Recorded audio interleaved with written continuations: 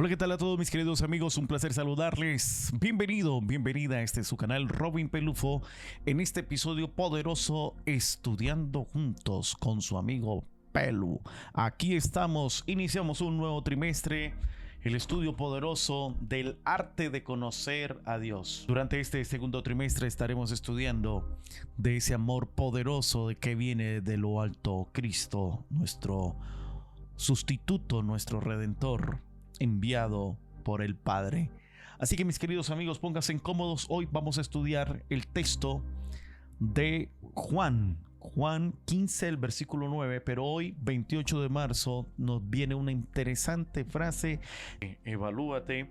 Y el texto de hoy es: como el Padre me amó, también yo los he amado. Juan 15, versículo 9. Vamos a analizar el texto, lo hemos titulado El ADN del amor. Un pequeño análisis de Juan 15, versículo 9. Y algo interesante que podemos rescatar de este texto, mi amiga, es que hay verdades que nacen en la tierra, pero el amor del que hablaremos y durante todo este trimestre no nació aquí en este mundo, nació en el corazón eterno de Dios. Antes de que hubiera historia, fracasos, lágrimas o redención, ya existía ese amor perfecto entre el Padre y el Hijo. Por eso, cuando hablamos del amor de Dios, no hablamos de una emoción pasajera, sino de la fuente más antigua, más pura y más poderosa del universo. Y ese amor comenzó en la eternidad. Entonces la gran pregunta no es si existe, sino cómo llegó hasta nosotros. Y eso es lo que vamos a estudiar durante todo este trimestre. Vamos rápidamente, mis queridos, con el texto que debe hacer eco en nuestros corazoncitos. La frase de hoy nos hace estremecer. Como el Padre me amó, también yo los he amado a ustedes. Miren qué interesante. No dijo los toleré, no dijo los soporté, no dijo los amaré si responden bien. Dijo que nos amó con la misma corriente de amor que viene de ¿quién? Que viene del Padre.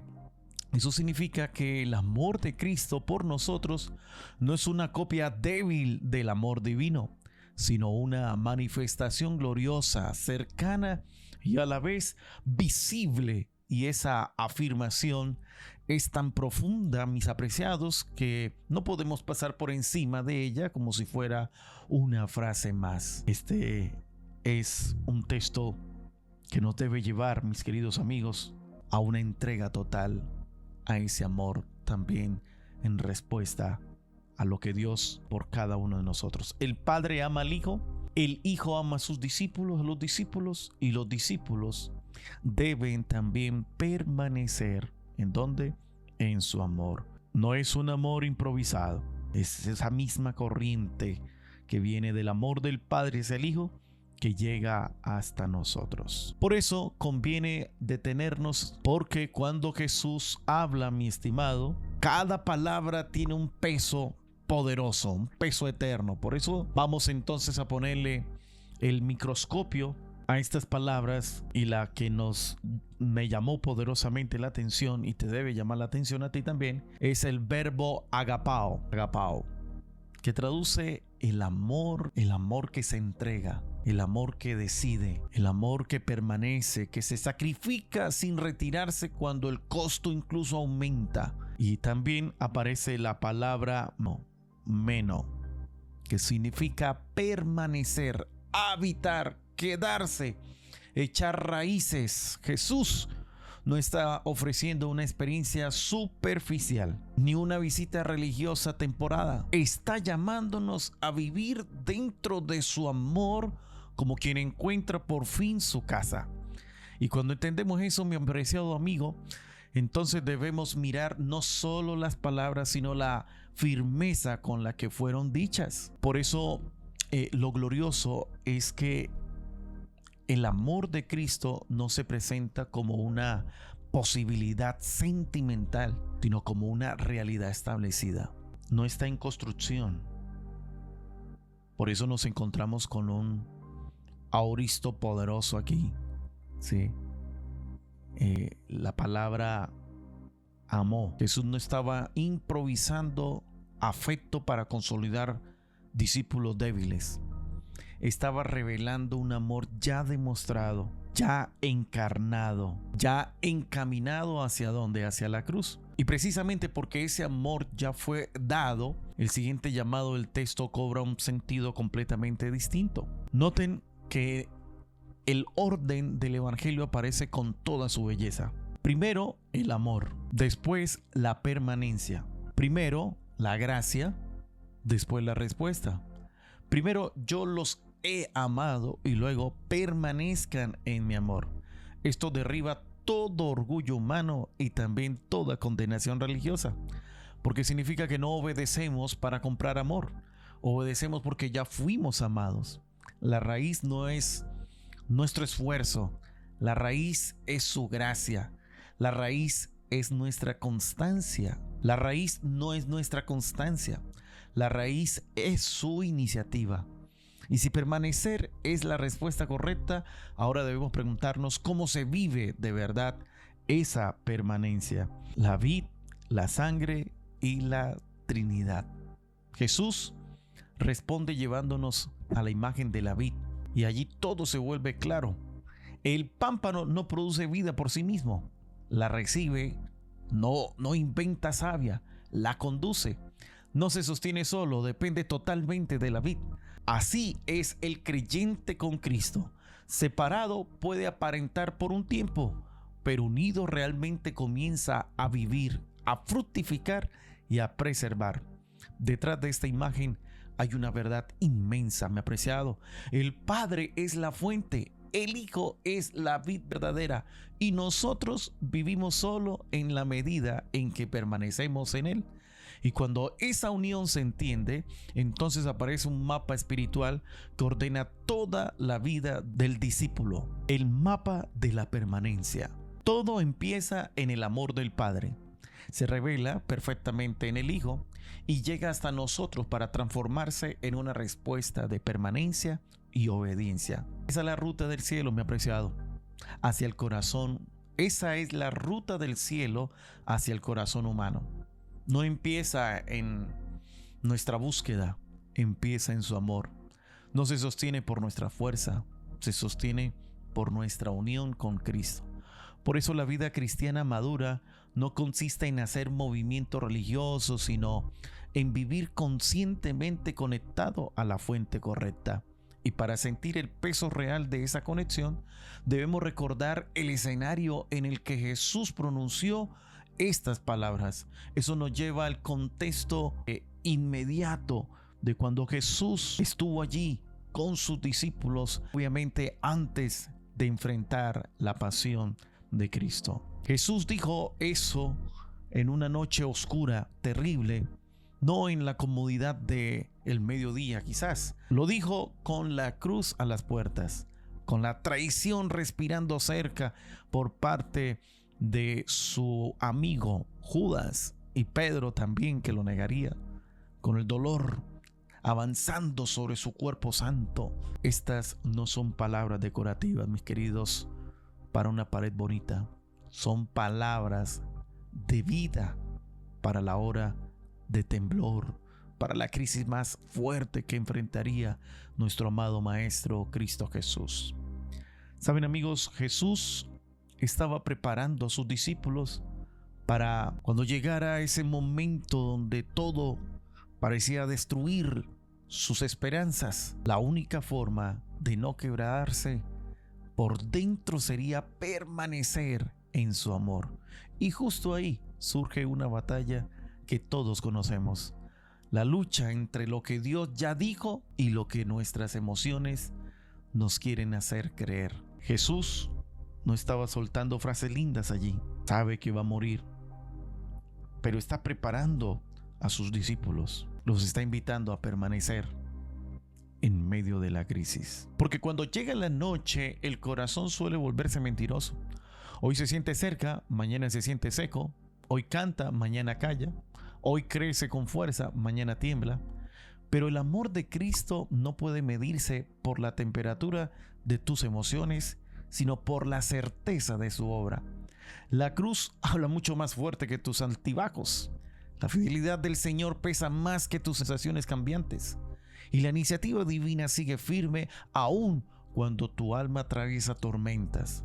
Por eso, si el creyente deja de mirar a Cristo y empieza a mirarse solo a sí mismo, entonces comienza a entrar en una sequía peligrosa. Por eso, esa sequía produce una de las tragedias más silenciosas de la fe, un cristianismo activo por fuera, pero vacío por dentro. Se puede cantar, se puede ir a la iglesia incluso, pero sin permanecer, servir sin permanecer, enseñar sin permanecer, incluso hablar de Dios sin permanecer.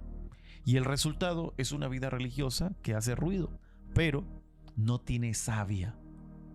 Permanecer no es conservar una imagen espiritual, es seguir unido a Jesús cuando nadie te ve. Es depender de Él más que de tus hábitos, más que de tus dones, más que de tu reputación.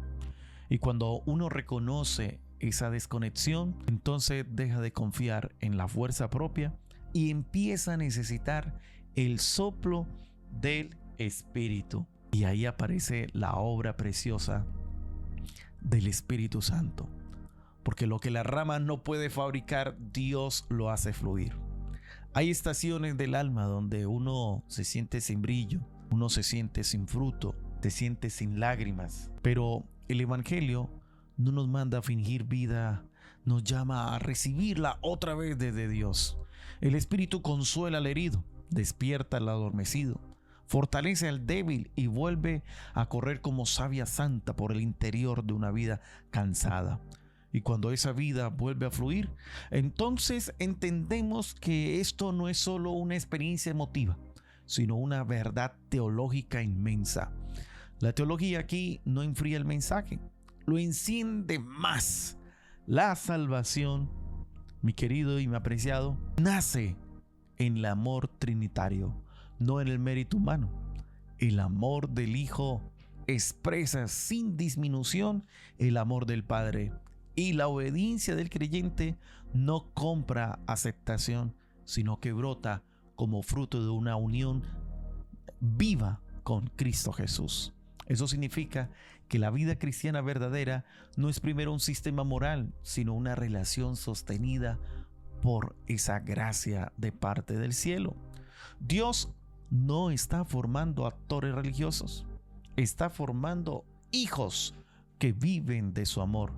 Y cuando esa verdad baja a la doctrina, al corazón, entonces cambia la manera en que usted y yo pastoreamos el cansancio real de la gente. Pastoralmente, este mensaje no suena como un látigo, sino como un llamado a volver al centro, al que está agotado. Cristo no lo dice primero, produce más, sino permanece en mí. Y al que sirve sin cansancio, al que lidera con el alma seca, al que sigue caminando aunque por dentro sienta derrumbado, el Señor le recuerda que la respuesta no es más activismo, sino más comunión. La presencia de Dios no es un premio para los fuertes, es el refugio de los cansados. Y cuando el alma vuelve a beber de esa fuente, entonces ya estamos listos para expresar la idea central con toda claridad. La idea central es esta: el discípulo no vive tratando de ganarse el amor de Cristo, sino aprendiendo a permanecer conscientemente dentro del amor de Cristo que ya le dio. Eso lo cambia todo cuando entiendes eso, porque la obediencia deja de ser una carga desesperada y se convierte en la respuesta natural de un corazón amado. La vida cristiana no se trata de sostener una apariencia espiritual, sino de habitar día a día en la realidad del amor divino revelado en Jesús. Y si todo nos ha conducido hasta este punto, entonces el cierre solo puede tomar la forma de una invitación decisiva. No sigas viviendo como huérfano cuando el amor del Padre ya abrió la casa. No sigas mendigando identidad en un mundo roto cuando Cristo ya te ofreció permanencia en su amor. No sigas fingiendo fruto mientras por dentro te secas en silencio. Hoy la puerta sigue abierta, la voz sigue llamando. Hoy la puerta sigue abierta. La voz sigue llamando. La vid sigue llena de vida para la rama cansada. Entra, permanece, descansa, vuelve a echar raíces en Cristo y deja que toda tu vida sea transformada por ese amor eterno que descendió del Padre, se reveló en el Hijo y hoy te sigue llamando por tu nombre. Por eso es importante que podamos entender el concepto de ese grande amor del Padre hacia el Hijo. ¿Cómo describirías tu relación con Dios? ¿Es vibrante y sólida? ¿Inviertes tiempo en ella escudriñando su palabra, inspirada y hablando con Él como tu amigo mediante la oración? Si es así, ¿cuánto tiempo dedicas a esas dos actividades? Además, ¿te sientes motivado a compartir con otros esa relación como la más maravillosa de tu vida? ¿O ha disminuido tu relación con Dios con el paso del tiempo? Quizás siga viva y lo compruebas de vez en cuando, pero tal vez ya no está tan significativa. O te encuentras en un punto intermedio, lo que la Biblia llama tibieza, según Apocalipsis 3:16. A veces me pregunto si los ángeles no se sienten perplejos al ver que no vivimos adorando a nuestro Salvador con corazones anhelantes y mentes ansiosas por acercarnos cada día más a Él, ya que una relación plena con Dios lo cambia todo, tanto aquí como en la eternidad. Esta semana consideraremos el estado actual de nuestra relación con Dios y cuál es el consejo de la Biblia al respecto. De hecho, nuestra condición espiritual no puede mejorar sin que antes evaluemos honestamente nuestra realidad y escuchemos la solución que Jesús nos ofrece. Por eso, querido amigo, querida amiga, cuán importante es que cada día tú y yo dediquemos este tiempo para estar a solas con Jesús. Dediquemos tiempo para escuchar, estudiar la palabra de Dios. Recibe, querido amigo, un abrazo de parte de Jesús y recuerda que el día de hoy Dios te invita a que puedas profundizar en su grande amor. Evalúate. Un abrazo de Jesús para cada uno de ustedes. Dios les bendiga.